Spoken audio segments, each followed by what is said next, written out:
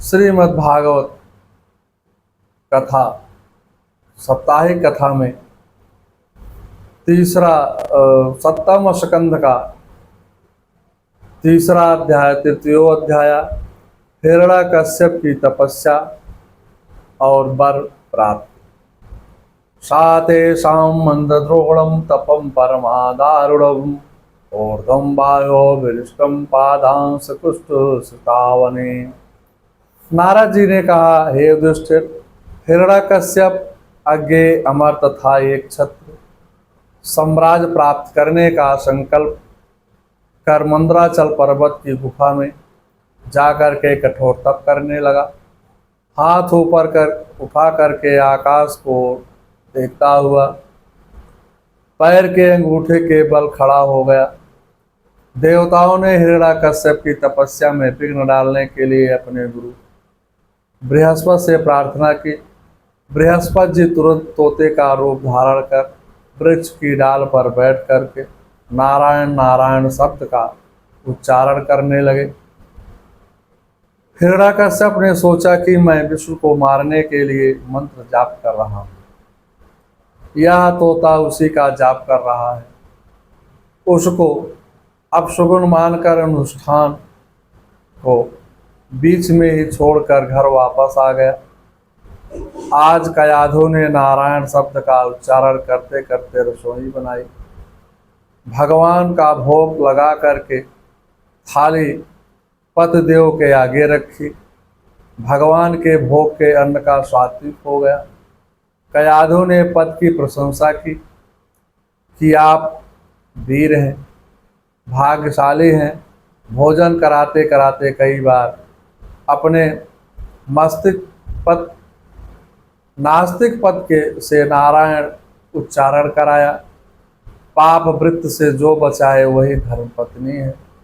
दुर्गा सप्तशती में इसका वर्णन है कि पत्नी मनोरमं देहि मनोवृत्ति अनुसारिणीं तारिणीं दुर्ग संसार सागरस्य तुलो विद्वातु। दुर्गा सप्तशती। भोजन से निवृत्त हो कयाधु पद की सेवा करने लगे। बार बार पद से नारायण नारायण शब्द का उच्चारण कराया। कयाधु गर्भवती हो गई। कामातुर नास्तिक पत्नी से कयाधु मुक्त युक्त से नारायण नारायण शब्द का उच्चारण कराती रही। माता पिता जब नारायण शब्द का उच्चारण कर रहे हैं तो उसी समय प्रहलाद जी माता के गर्भ में आ गए। पिता के राक्षस होते हुए भी प्रहलाद भगवान के महान भक्त हुए।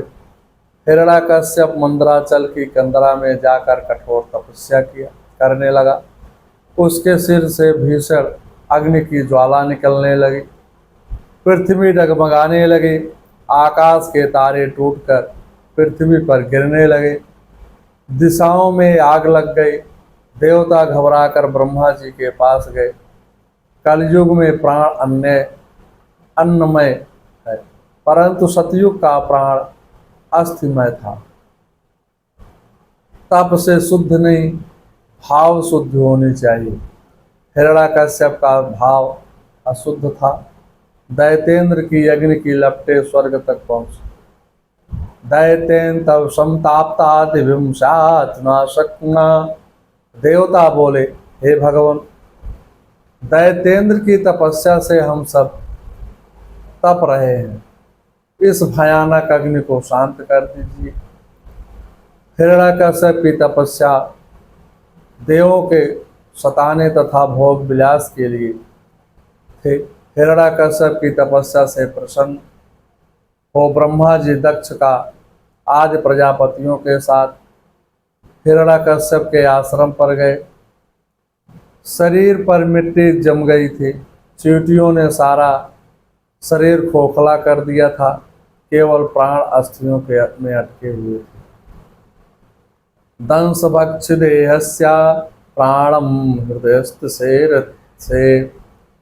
ब्रह्मा जी ने कहा, हे बेटा हिरण्यकश्यप, उठो, तुम्हारा कल्याण हो। मैं तुम्हारी तपस्या से बहुत प्रसन्न हूँ। ब्रह्मा ने कमंडल से हिरण्याकश्यप के शरीर पर जल छिड़का। जल छिड़कते ही काष्ठ के भीतर के से अग्नि की समान हिरण्याकश्यप बाहर आया। उसका शरीर वज्र के समान हो गया था। उसने ब्रह्मा जी को दंडवत प्रणाम कर स्तुति की और कहा, यदि दास्यास्भिताम्बरामणे वरदोत्तमा भूतोऽस्तदृष्टिस्य मृत्यो भुवनं प्रभो। हे प्रभु, यदि आप मुझ में प्रसन्न है, मेरी तपस्या से प्रसन्न है, तो हमें अभीष्ट वर दें। वर ऐसा दीजिए कि मैं आपके द्वारा बनाए गए किसी भी प्राणी से मेरी मृत्यु ना हो। मनुष्य, पशु, पक्षी, अप्राणी, देवता, दैत्य, नागादि भीतर व बाहर, दिन में या रात में, किसी भी जीव में से या अस्त्र शस्त्र, पृथ्वी आकाश से मेरी मृत्यु ना हो। सारी सिद्धियां, ऐश्वर्य मुझे प्राप्त हो जाए, बस मेरी यही अभिष्ट वर है। विशेष भाव, यहाँ पर एक बात का ध्यान देने योग्य है कि एक तो हिरण्याकश्यप रजोगुणी तप किया है, दूसरी बात कि वह अपने इष्ट देव को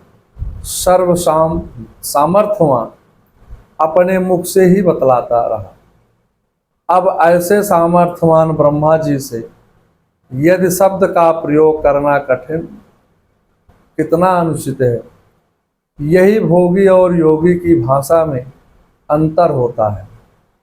रजोगुणी व्यक्ति की पूजा भी रजोगुणी ही होती है। वह ईश्वर से प्राप्त की शक्ति का दुरुपयोग करता है। उसकी क्रियाएं अधर्म पूर्वक होती हैं। भोगी संसार की भौतिक वस्तुओं की अभिलाषा करता है। योगी तपस्या परमात्म प्राप्ति के लिए होती है। योगी के जीवन में अतुल संपत्ति होने पर भी चिंता और अशांति रहती है, और योगी के जीवन में सांसारिक वस्तुओं का अभाव होने पर भी निश्चिंता और शांति रहती है। जीवन में दो मार्ग हैं, विकास मार्ग और अध्यात्म मार्ग। संपूर्ण वैभव का योग करने वाला हिरण्याकश्यप है, जिसका भाव है हितम चा रमणीयमिति हिरण्यो कश्यप सस्या विश्वम अस्थालम एत यस्य हिरण्याकश्यप। श्रीमद् भागवत साप्ताहिक कथा के सप्तम स्कंद का तृतीय अध्याय समाप्त होता है। अथ चतुर्थो अध्याय, चौथे अध्याय में हिरण्याकश्यप के अत्याचार और प्रहलाद के गुणों का वर्णन। नारद जी ने युधिष्ठिर से कहा, जब हिरण्याकश्यप ने ब्रह्मा जी से ऐसा दुर्लभ वर मांगे, तब ब्रह्मा जी ने कहा, तते में दुर्लभा पुंसायाम व्रीडिले वरानमम तथा पीताम्बम वरान यद्यपि दुर्लभवान। ब्रह्मा जी ने कहा, हे बेटा, जीवों के लिए यह अत्यंत दुर्लभ है, फिर भी मैं तुम्हें वर देता हूँ। वर देकर ब्रह्मा जी अपने लोक को चले जाते हैं। हिरण्याकश्यप घर आया। उसका शरीर सोने के समान दीप्तिमान था, हष्ट पुष्ट हो गया।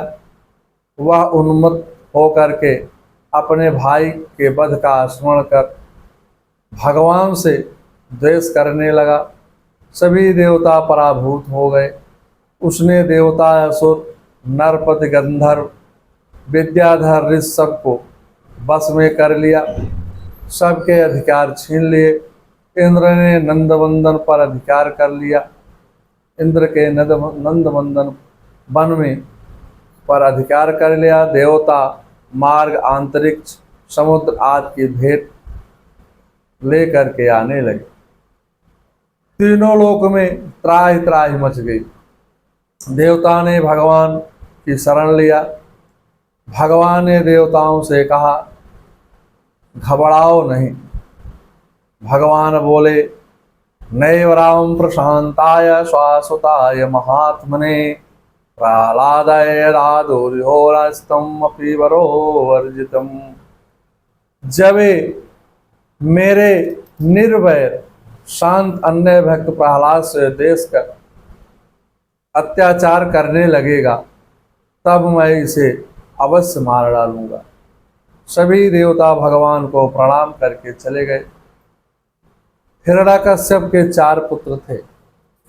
प्रहलाद जो सबसे छोटे पुत्र थे, वह अत्यंत गुणवान, शीलवान, निराभिमान तथा भगवत परायण थे। जितेंद्रिय एवं निष्कामी थे। खाते पीते, चलते फिरते, उठते बैठते प्रतिक्षण भगवान का ही चिंतन करते रहते थे। हिरण्यकश्यप अपने पुत्र की यह दशा देख करके उससे द्वेष करने लगा। यही द्वेष हिरण्यकश्यप की मृत्यु का कारण बना। प्रहलाद शब्द की व्युत्पत्ति क्या है? प्रथम भाव प्रहलाद शब्द का अर्थ है प्रहलादयति लोकान इति प्रहलादा। हृदयम आभ्यक्ते शब्दम, अर्थात जो लोगों की भावनाओं का उच्चारण करने के लिए विवश कर दे, उसका नाम प्रहलाद है।